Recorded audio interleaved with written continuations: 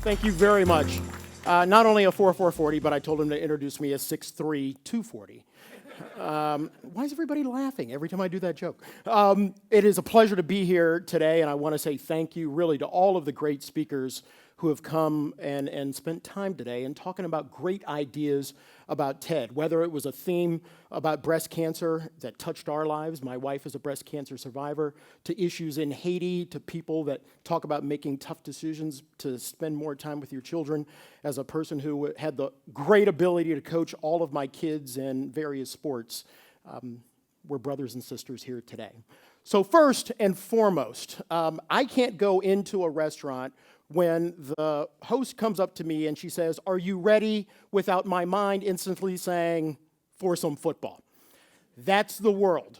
But it's rare, actually, that we ever have an opportunity to say, "Are you ready for an ethical discourse on the morality of sport?"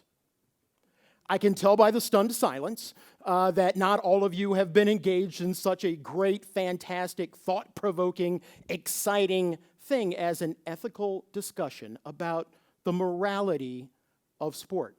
But our big idea in our union is just that where we live, even though professional football is a $10 billion a year enterprise, even though each and every year we break viewership records, each and every year the Super Bowl gets bigger and bigger, the reality of where our union lives and the one in which we act is the one that concerns ourselves with the ethical and morale of football. Why? Because we don't see the sport of football in any way distinguished from the people, the men, the women, the children who play this sport on every level.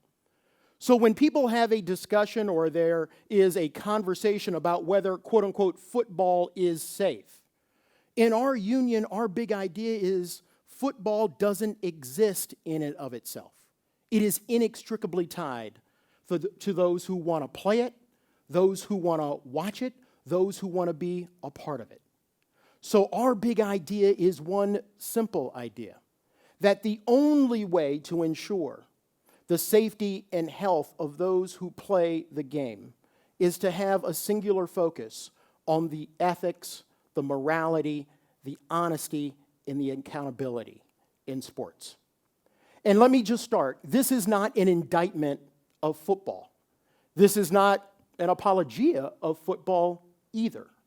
What it is this hope that we can embrace the singular idea that if we engage in the right thought about the people who play the game, the people who watch the game, the people who are a part of the enterprise of football, we can make better decisions about safety.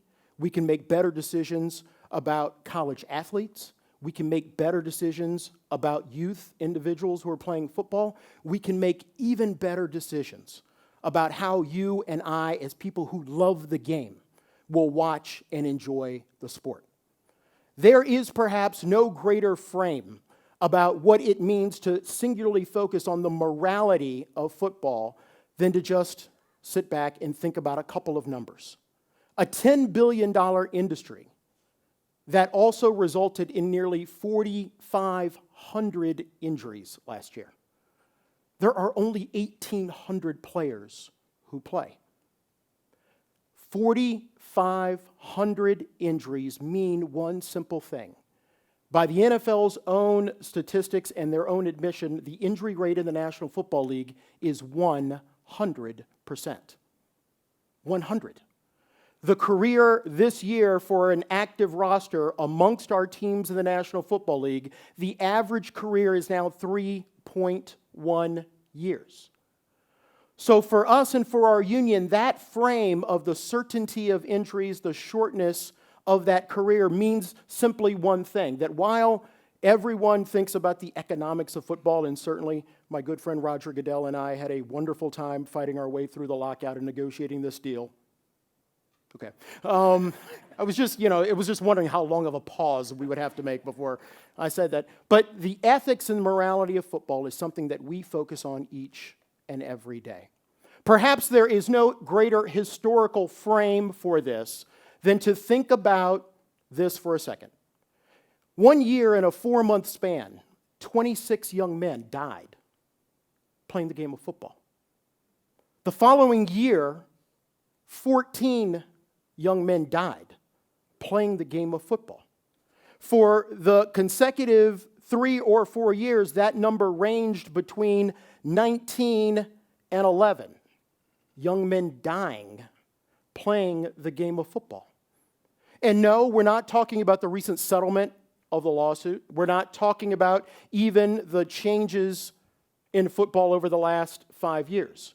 What I am talking about was the years 1904 to 1909, when college players were literally dying on the football field.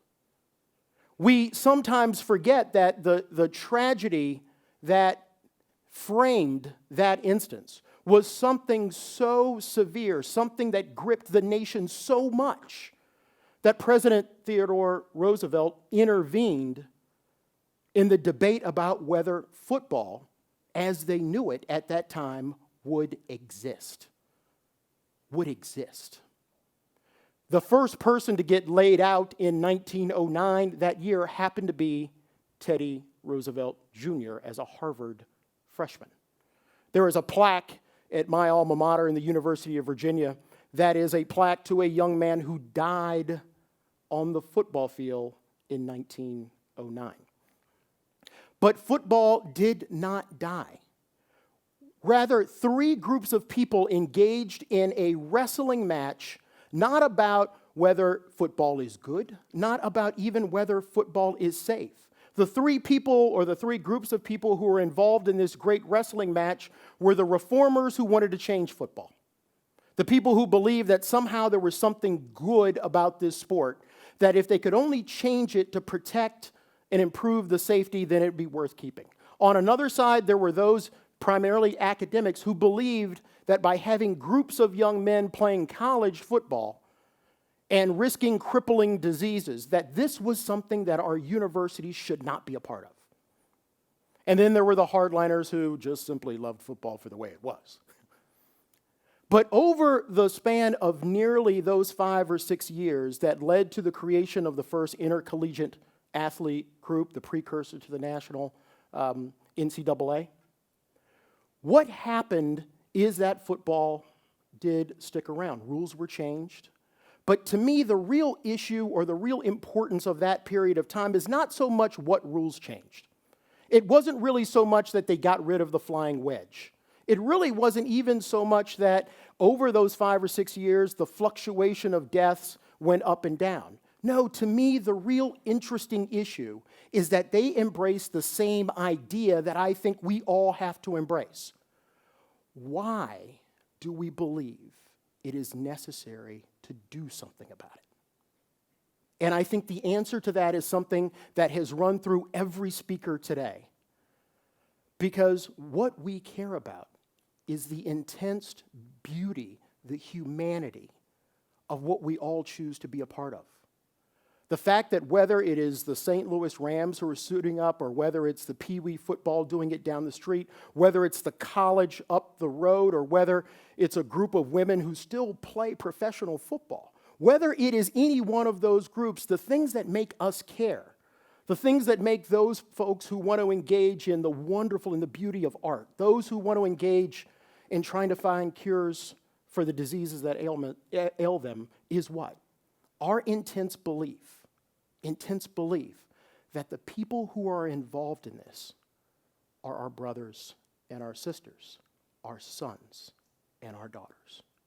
And today it seems that we have to have that same thought, the rebirth of that thought, that the only thing that will be a sufficient guide for us reaching the right decisions about sport and our athletes is to embrace the fact that we must engage in an honest discussion about the ethics, morality, and accountability in sports.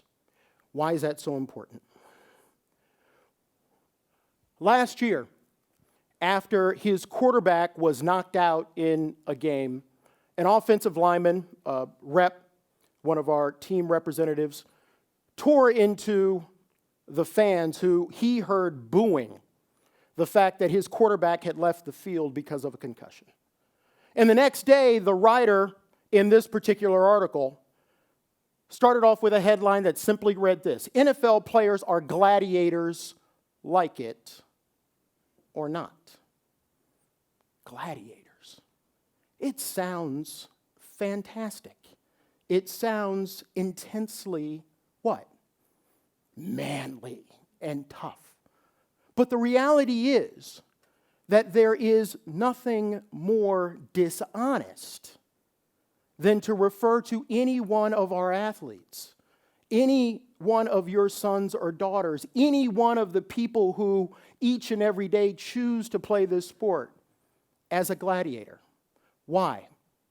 Because while there are parallels that people love to draw between our stadiums and the Colosseums in Rome, the fundamental nature of what happened in Rome in those Colosseums, the brutality of the entertainment that was allowed to go on, was predicated on what? A belief that the people who were in the middle of the stadiums were less than the people who were watching the carnage. So no, we cannot be in a world where we, even for a moment, would believe that we can be dishonest about the people who are partakers of the sport, people who like to watch the sport, the administrators who put on the sport, or our sons and daughters who play it. For no moment can we actually engage in the thought or indulge in the thought process that by some way, shape, or form, they are what? Less than we are. The ugliest and the most disappointing parts of our national culture, our history, are those moments when we allowed actions and inactions to be predicated upon a belief that somehow a group of people were somehow less. It should not ever find a place in everyday life. It certainly cannot find a place in professional football. So how do we turn it around? First, by recognizing and embracing that while we have made a number of great changes in the safety of football and the promotion of the individual athlete on the youth, college, and professional level, we have work to do. Last year alone, evidence of the dishonesty were prevalent in the National Football League. Last year alone, 7 to 8 football players were returned to games even though they had concussions, even though we know that the teams didn't follow their own concussion protocol. We know today that college athletes, and while there is a great discussion about whether they should be paid or not, the reality of college athletes' life in big schools is that many of those young men and women are working between 40 and 70 hours a week for their sport at a place where they're supposed to be getting what? An education.